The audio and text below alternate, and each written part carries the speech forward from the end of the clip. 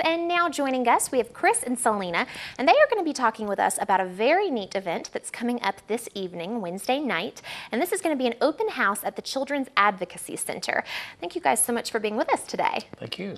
Absolutely. Now, Chris, go ahead and start by telling our viewers a little bit about the Children's Advocacy Center and what exactly it is and what you guys do there. Okay.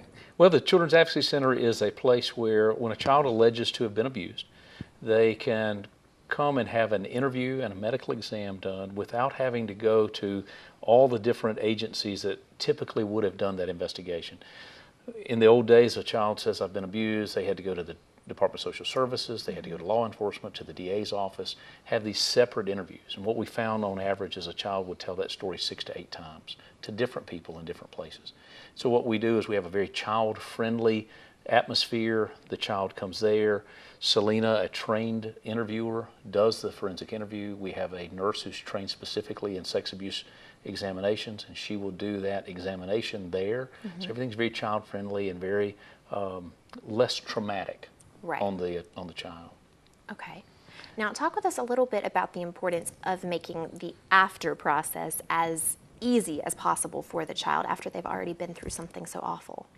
Well, as you can just imagine, having to tell that story over and over again, and it's already the most traumatic thing that's happened to the child.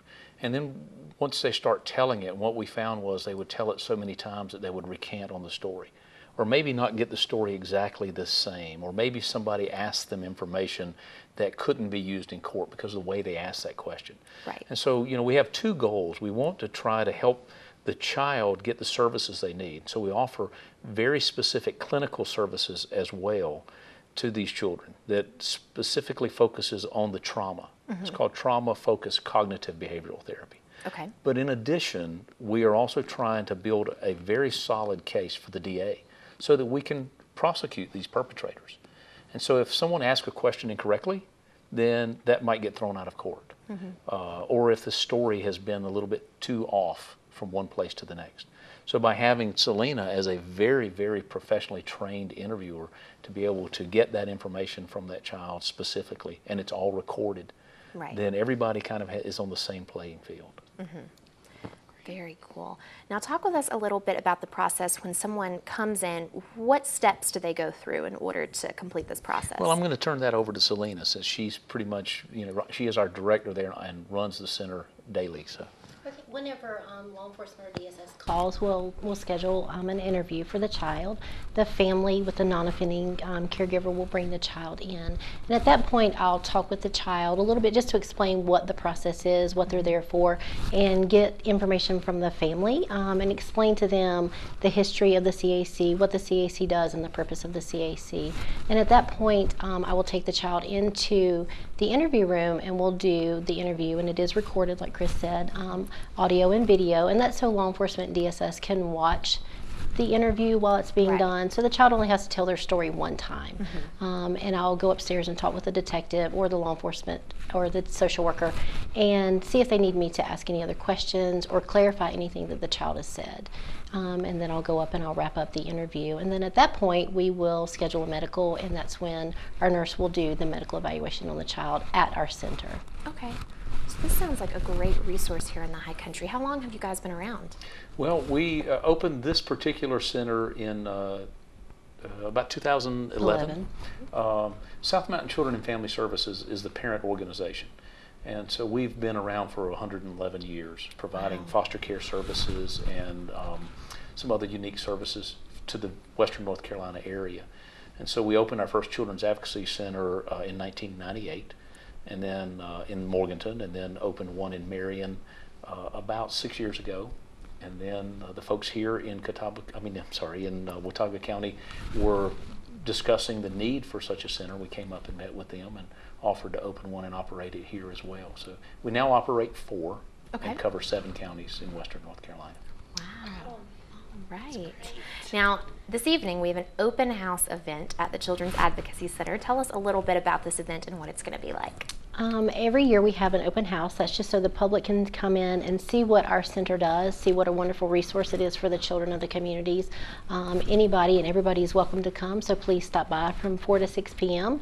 And if you're not available to come by tonight, you are welcome to call and make an appointment and come see our center. Sounds wonderful. And one of the other purposes of tonight is to kind of say thank you to the other folks who are involved with us. All the law enforcement in both Watauga and Avery County, departments of social services in both counties, the mental health community. There's just so many people who work with us to help protect these children and help, again, try to prosecute when we need to. Right. These folks are working very hard every day to keep our communities safer, and so we like to say thank you. So they'll certainly be there tonight for us to pat them on the back and say thanks for all they do. Sounds great. This must be a very rewarding job that you guys have because you're able to help children. It is. I would Most say. definitely. Yes. Yeah. We've both been doing this for a long time, different aspects. I've been at South Mountain now for 24 years and just found it to be the most rewarding aspect of my life, and I just couldn't imagine not being able to do this on a daily basis to help children. Absolutely. Well, tell us a little bit about the center for anyone who's not going to be able to make it out tonight. For anyone who's never been, what is it like when you walk in? It's a very child-friendly environment. I have the family room. It's got animals on the walls. It's full of toys and books, things for the kids to play with. Our medical room is done in like an ocean theme, so it's fun for the kids. It's just warm and inviting. So. Sounds fantastic. Well, it sounds like a very nice place to be. It really is. It's amazing to see the children and the families there and how relaxed they can be. Even Right. going through the interview, the cameras are kind of hidden and that kind of thing. So it's basically having a conversation with Selena. It's Right. not the conversation the child wants to have, but they begin to feel very comfortable in the conversation and can talk about what has happened. And then even the medical exam is just such a child-friendly atmosphere. It's not like being in the emergency room where these things Right. used to have to take place. Okay. What is your family response to this? Families must be so appreciative of an environment like this where they can come and kind of deal through these issues. They are. They're grateful that their children don't have to go to the police department, because sometimes children are afraid of police. Right. So they are glad that they can come to that child-friendly environment where they can play. A lot of the time, the kids don't want to leave after they've been interviewed and they've talked to the nurse. They want to stay and play. We actually had one child come back this morning and said that this was the best place they'd ever come to. So that makes you feel good. Definitely. So. Now, where are you guys located? We are located at the corner of Natalie Cook Road and 321. We're in the round building. It's 2 stories. And we have our sign at the road and our name on the building. So Sounds great.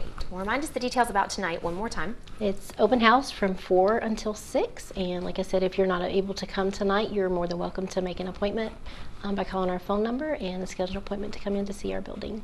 All right, sounds great. Well, thank you guys both so much for coming in to see us. And hopefully you'll see a lot of our viewers tonight at the open house. And we will be back right after these messages with more of the Mountain Television Network.